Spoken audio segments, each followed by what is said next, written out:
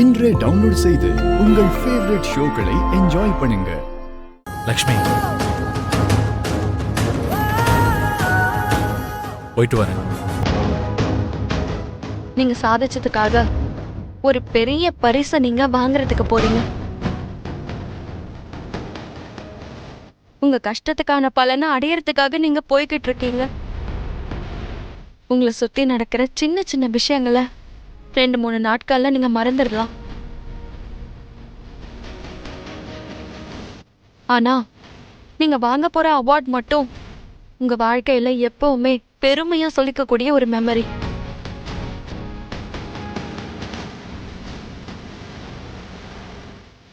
இங்க இருந்து நீங்க சந்தோஷமா போயிட்டு வாங்க.